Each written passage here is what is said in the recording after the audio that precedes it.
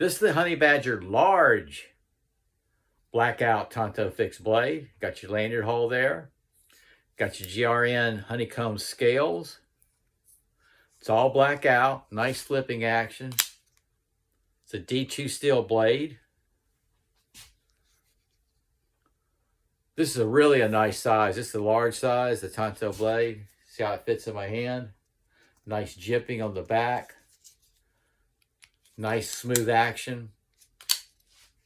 You got jipping on the scales right here, right where you need to have it for the liner lock.